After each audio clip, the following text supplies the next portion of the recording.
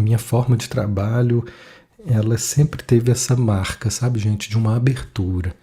Mas nessa abertura eu tenho uma base. E essa base que eu quero apresentar para vocês, uma base terapêutica. Eu posso usar recursos da constelação, eu posso usar recursos do Petwork, e mesmo que eu não use recursos, o olhar que o Petwork vai nos desenvolvendo, ele vai trazendo uma profundidade, né, na forma de interagir com as nossas questões, com as questões dos nossos clientes. Mas tem algo que é muito próprio desse caminho. Então tem coisas que eu acho que a gente só vai encontrar na constelação, tem coisas que a gente só vai encontrar no Petwork, a forma de ver, a integração com o caminho espiritual e a psicologia de uma forma lindíssima, profundíssima. E tem coisas que é aqui que a gente vai encontrar. Né? Especialmente eu estou falando de quê? Manejo terapêutico. Né? Manejo terapêutico. Quem trabalha com a constelação não vai ficar fazendo constelação a cada sessão. Né? Constelação é um trabalho pontual. A gente vai ter intervenções sistêmicas, vai tendo ali movimentos sistêmicos. Mas aqui o que eu quero passar para vocês de mais importante nessa trajetória, pessoal, é o relacionamento terapêutico. Bases de um relacionamento terapêutico, onde a gente possa encontrar uma forma de estar constantemente interagindo com o outro, constantemente relacionando com o outro de uma forma terapêutica. Então, é muito mais do que uma técnica a ser usada, mas é um jeito de se relacionar. O ideal é que isso seja algo para a nossa vida, mas nós não vamos conseguir relacionar terapeuticamente com todo mundo, né? Tem hora que não vai ser possível. Então nós vamos entender que aqui, como terapeuta, nós estamos numa função terapêutica, estabelecendo ali uma função. Mas essa função é um relacionamento humano. Então esse é o primeiro ponto que eu quero estar trazendo. Então a focalização, ela não vai ser para nós uma técnica dissociada dessa relação. É nessa relação humana que nós vamos inclusive sentir os momentos de dar um passo mais profundo, os momentos da gente recuar. Eu estou com uma aluna aqui que ela está fazendo uma supervisão comigo e ela me disse, eu estou trabalhando com uma pessoa que ela não me dá autorização para aprofundar. Toda vez que eu me sinto, quando eu estou atendendo ela, que eu não estou fazendo nada, que ela não precisa de mim. Então veja bem, quem aqui precisa de ajuda? O terapeuta, né? O terapeuta está precisando de uma ajuda, porque ele está querendo ser talvez mais importante do que o necessário. O necessário nesse caso, com essa cliente, sabe o que é, gente? O essencial, o mínimo. E qual que seria esse mínimo? Ser presença, ser companhia para o outro. Companhia, para que ele possa explorar a experiência dele. E isso, para muita gente, parece pouco.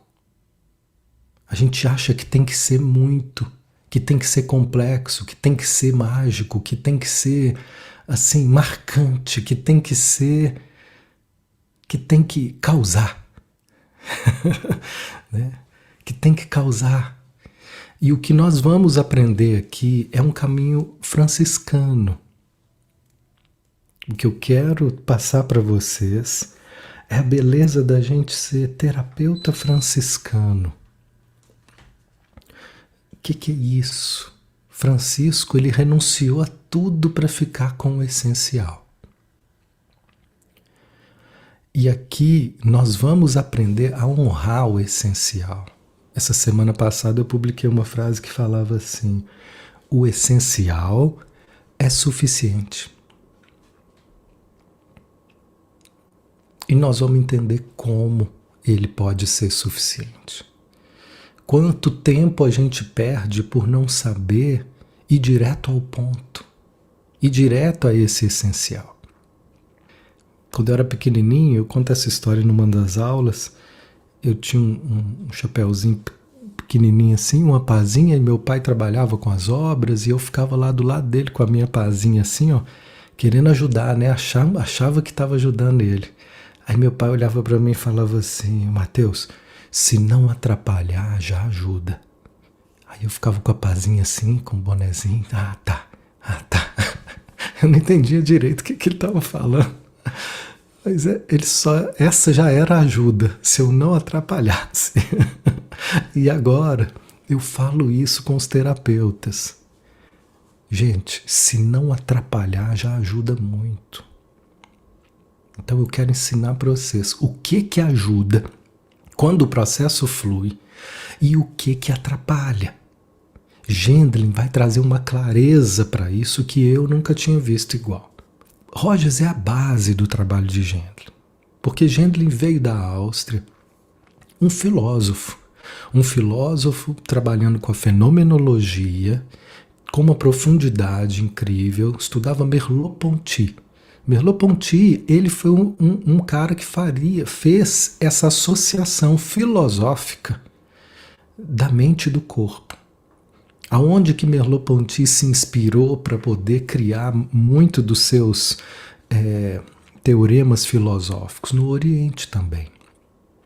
Então, eu também honro essa conexão que está sendo feita através da focalização com todo um caminho oriental, que é de uma profunda introspecção, sabe? Que até então estava assim, não vista na psicologia.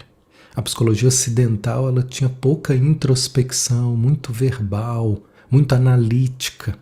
E aqui nós vamos para um caminho profundo, né? Que não é a hipnose que apareceu com algumas tentativas fracassadas, com Milton Erickson, que foi um cara brilhante, mas ficou nesse gueto os trabalhos introspectivos, né? E aqui Gendlin resgata essa introspecção de uma outra forma, incluindo o corpo, que a psicologia também pouco incluía de uma forma muito diferente do que Gendlin se refere a corpo, mas trouxe para nós uma clareza do que começa a fazer efeito num trabalho terapêutico. Ele encontrou com Carl Rogers e viu que Rogers ele tinha uma forma muito prática de trabalhar. E ele amou isso, porque até então, eu não sei vocês, gente, na minha faculdade, se eu não fosse psicólogo, eu ia ser filósofo. Eu fiquei em dúvida entre a filosofia e a psicologia durante um tempo. Mas acabei escolhendo a psicologia, que eu achei que eu ia ajudar mais. Mas dentro da psicologia, o que eu mais gostava na psicologia era das aulas de filosofia. E comecei a seguir a filosofia existencialista até que eu comecei a esbarrar na falta de praticidade que tinha ali, né, para poder tornar aquilo terapêutico, ao meu ver. Rogers consegue ser brilhante ao fazer isso. Por quê? Qual que é a prática de Carl Rogers? Ele entendeu o seguinte: o que mais funciona em terapia é quando a gente está escutando o outro, a gente foca no sentimento dela. E esse, então, é a premissa de Carl Rogers. Como que nós vamos focar? Aí ele estabelece algumas posturas de uma forma compreensiva, de uma forma acolhedora e de uma forma autêntica. Esses são os pilares de Carl Rogers: congruência, aceitação e empatia. Essa forma de ser também não é técnica. Tenta fingir simpatia e ver se cola. Não vai colar muito, e não vai, se colar, se você for uma boa artista, não vai colar por muito tempo, porque a gente sente. Ainda mais quando se trata de uma relação terapêutica, ela vai ficando íntima, a gente vai sentindo quando o outro está conosco. Vocês sentem quando um amigo está conversando, quando uma amiga está conversando, quando ela está conectada com o que você está falando, quando ela está interagindo com o que você está vivendo. Aquilo ali te dá, alimenta, te dá suporte para continuar aprofundando, não é? E o contrário também é verdadeiro. Quando a gente às vezes está falando e está vendo que o outro não está compreendendo, seja porque ele não está me dando atenção suficiente, está falando comigo e ao mesmo tempo está, ó, ou então ele está tentando, mas ele não está conseguindo me compreender.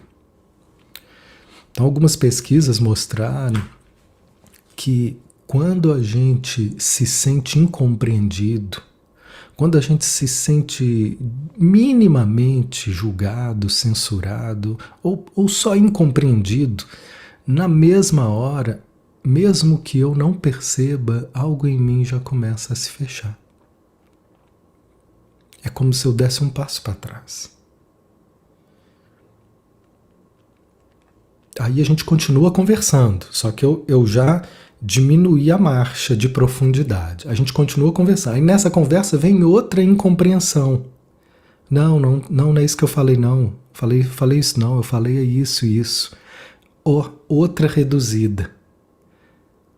Até o momento que nós vamos encerrando o assunto, ou eu vou mudando de assunto, mas inconscientemente, implicitamente, eu vou entendendo que você não tem condição de me acompanhar na profundidade. Sim? E da mesma forma agora o contrário. Então Gendlin fala assim, gente, a primeira coisa que vocês precisam fazer numa relação terapêutica é compreender o outro exatamente do jeito que ele está te trazendo. É ficar com a mensagem que ele está te trazendo e acompanhar cada nuance dessa comunicação. Mas a primeira coisa é essa. Não adianta querer aprofundar, ir para outro lugar ou querer mudar qualquer coisa antes do cliente se sentir plenamente compreendido naquilo que ele está te trazendo. Porque essa compreensão inicial é a essência de tudo. E quando ela aparece, aí eu vou te dar autorização para a gente ir mais fundo. Se eu sou cliente e vejo que você me compreende, na medida que essa compreensão chega, pronto, aí eu já começo a me desarmar. Pum.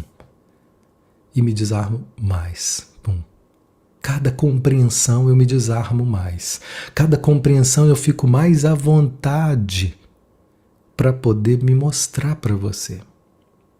E cada incompreensão eu fico menos à vontade para me mostrar para você. Isso nem é racional, gente.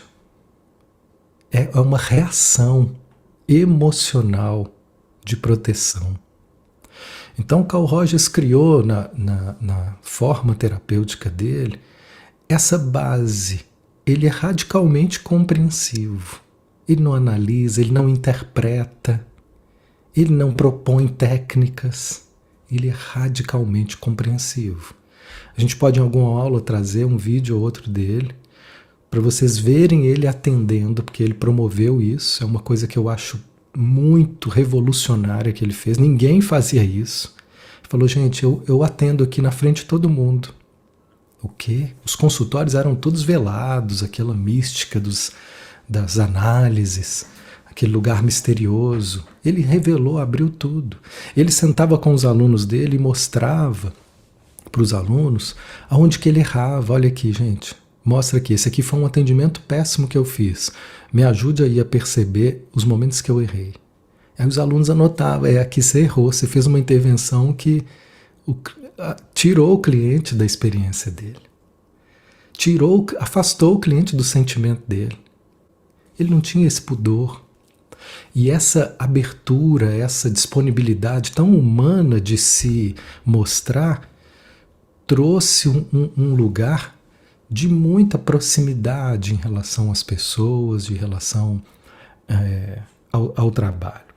Então Gendlin começou com Carl Rogers nesses termos, e essa é a base do nosso trabalho até o fim.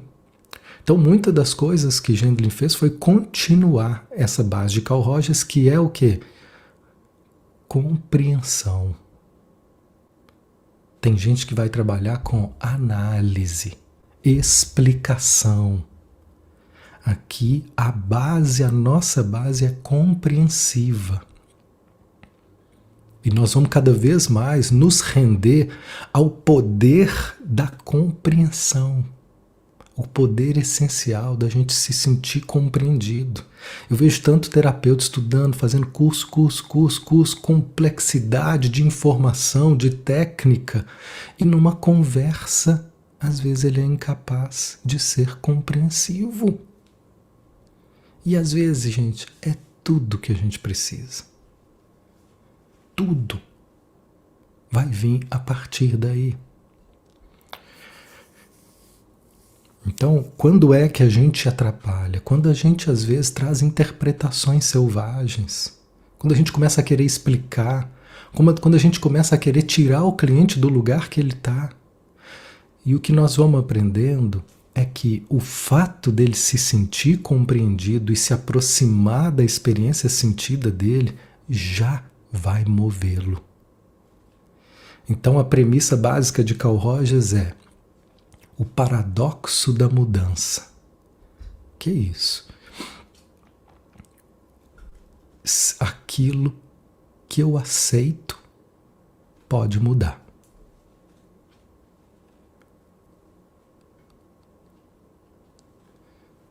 Só aquilo que eu aceito pode mudar. É um paradoxo porque, puxa, como é que eu vou aceitar algo que eu não queria que tivesse aqui?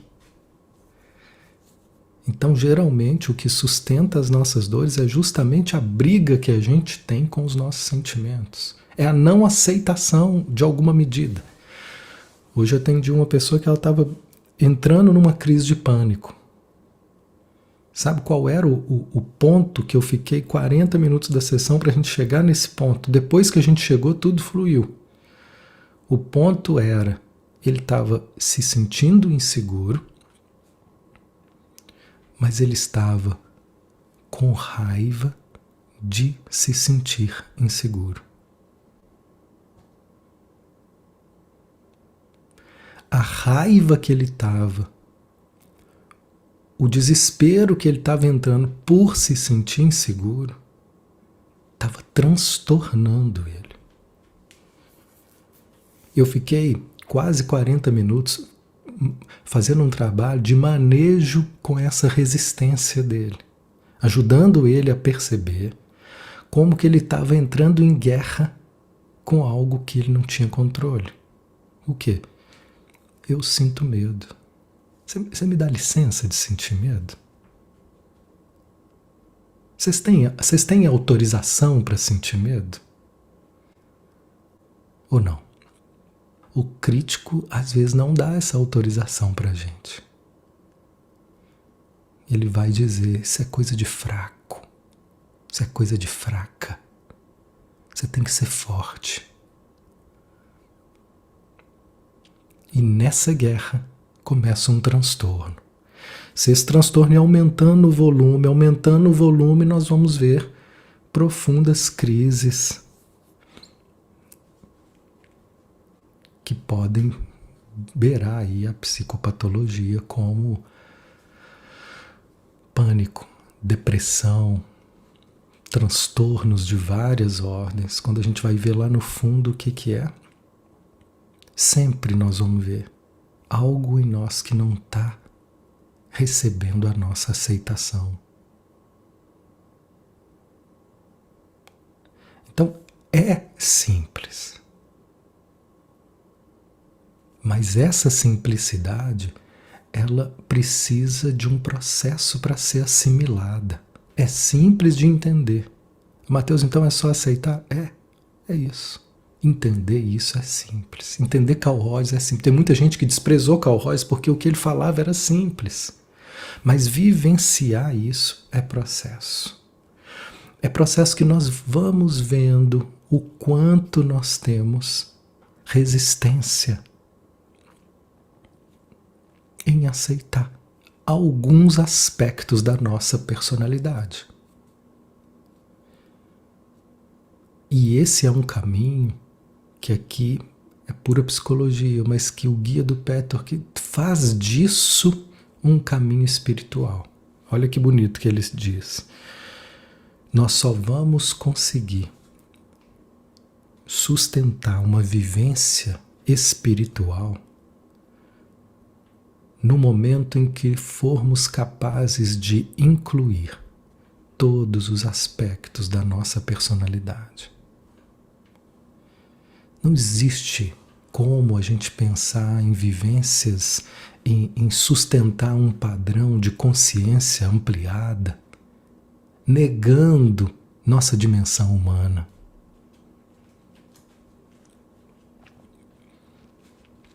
Eu fiz isso e quase me destruí. E dentro desse caminho espiritual, algumas pessoas se afastam dele porque reconhecem a capacidade que esses caminhos têm de poder criar distorção. Sabe? O que seria distorção? A gente buscar ser uma coisa que a gente não é. Isso é adoecedor, gente. É o criar desse caminho espiritual uma busca por uma imagem idealizada. Seja dentro do budismo, onde eu tenho que ser zen, seja do cristianismo, onde eu tenho que ser muito bom, seja dentro da Umbanda, onde eu tenho que ser muito poderoso, da mediunidade, conhecedor disso ou daquilo, sei lá o quê. Então, esses caminhos podem ser uma distorção quando são mal compreendidos ou quando eles estão dissociados dessa premissa psicológica de que eu só vou poder estar desfrutando de uma paz interior se eu tiver o coração aberto para acolher todas as dimensões da nossa humanidade. Foi por isso que Jung disse: eu prefiro ser inteiro do que ser bom. Porque ele sabia que ser bom não tinha jeito. Que para ser bom ele ia ter que excluir o mal. E isso é adoecedor. É impossível.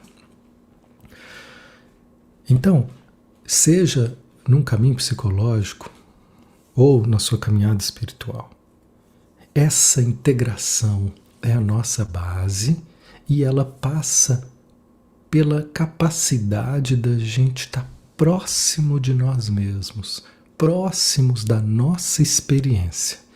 Então, se Carl Rogers disse, a base é a compreensão, e a compreensão dos sentimentos, Gendlin vai dizer, o que Rogers chama de sentimento é apenas um aspecto da experiência.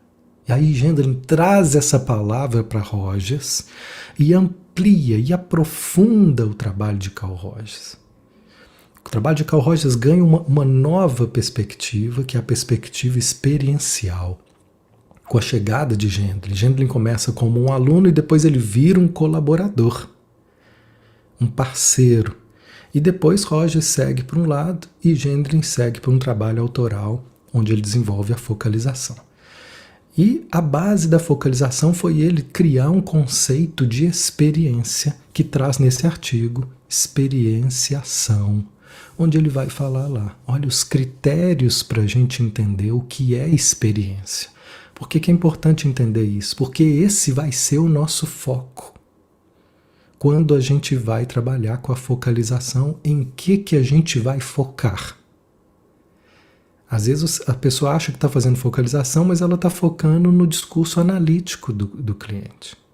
Ela está se perdendo nas palavras dele. As palavras elas precisam ser só apoio para a gente se aproximar da experiência. E o que é a experiência? E aí ele vai dizer ali cada um daqueles critérios. E um primeiro critério que ele diz é algo que é vivenciado apenas aqui no presente. Eu não estou vivenciando uma experiência quando eu estou contando sobre um sentimento. Eu estou vivenciando a experiência quando eu estou falando do que eu estou sentindo agora. Tem muita terapia que não funciona, que o cliente vai lá e conta histórias. Histórias onde ele não está ocupando a história agora. Ele ocupou. Sabe o que aconteceu comigo? Não, fim de semana, aí eu fiz lá e tal, e eu fiquei com muita raiva. Fulano falou isso comigo, aí eu falei com ele. Nossa, eu fiquei com raiva demais. Saí de lá, e foi uma coisa, falei e tal, foi uma confusão.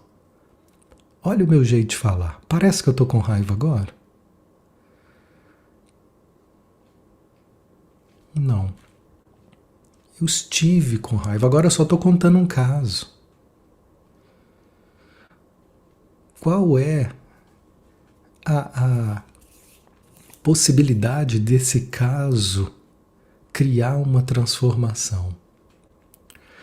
Apenas se o terapeuta ajudar esse cliente a vir para o presente do que ele está sentindo agora quando ele conta esse caso.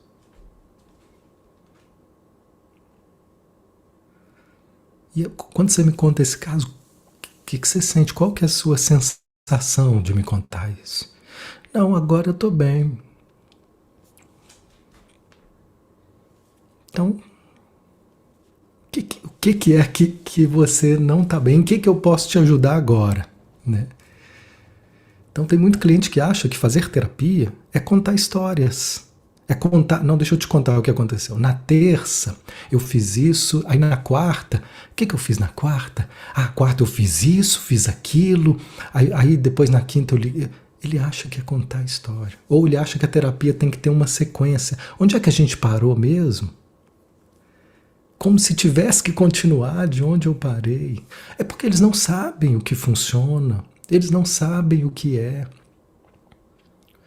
Quem vai dizer isso para eles somos nós. E eu não vou dar aula para ele, mas eu vou dizer isso como? Com as minhas intervenções. Então, as minhas intervenções, elas precisam sempre estar convidando o cliente a vir para o presente, a vir experienciar o que ele está vivendo agora.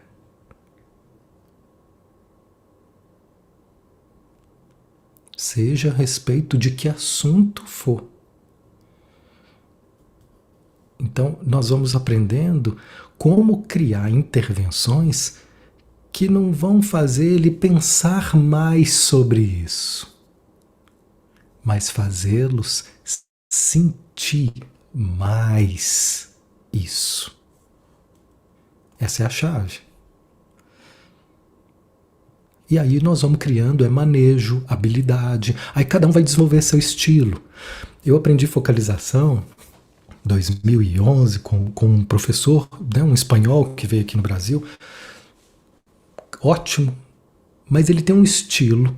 Ele é um filósofo. Ele tem um estilo muito diferente do meu.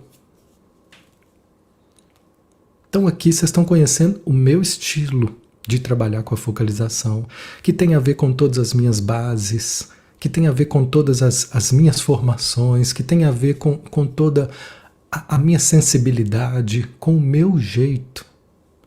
Vocês vão desenvolver o jeito de vocês. Teve um aluno que falou, Matheus, eu não consigo ter essa voz aveludada que você tem, essa voz que olha, você vai falar com a sua voz, você vai fazer com o seu jeito, você não tem que ficar modulando a sua voz, fingindo outra voz. Né? Você vai fazer do seu jeito. Depois eu fiz um tempo de terapia e supervisão com Volber de Alvarenga. Volber de Alvarenga, acho que foi a primeira pessoa a trazer a focalização, a falar da focalização aqui no Brasil. Volber foi o pai de Samuel Rosa, do Skank. Era um cara fantástico, um cara lindo, muito bacana.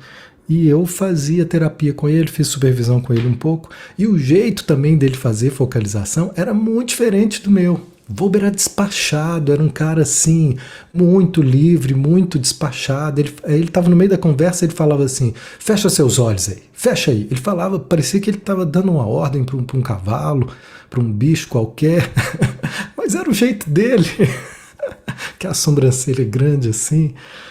Um querido, amoroso, mas o jeito dele era esse. Quando eu falei para ele, Vobes, eles me chamaram para dar aula lá no instituto, a alegria que ele ficou, Mateus, vem cá, vou te passar aqui uns artigos, uma amorosidade, um coração, mas ele tinha esse jeito. Cada um de vocês vai desenvolver o jeito de vocês, não tem errado nisso. Eu sou só um estilo que pode inspirar vocês e ajudar em algumas medidas, em outras vocês vão desenvolver o estilo de vocês. Mas seja qual estilo for, o que eu quero é que fique claro para vocês os princípios desse trabalho, com os quais o estilo de vocês vai estar permeando. Então, dentro dos princípios desse trabalho, o primeiro, quando a gente fala de focalizar a experiência do outro, é trazer do jeito que você conseguir. Nós também vamos elaborando, nós vamos refinando a nossa forma de transformar o que eu vejo em intervenção. Essa é a nossa magia. Vou repetir. A nossa magia como terapeuta, anota aí, Bel, para virar post. A nossa magia como terapeuta é transformar aquilo que eu percebo na relação com o outro em intervenção que o ajude a perceber também.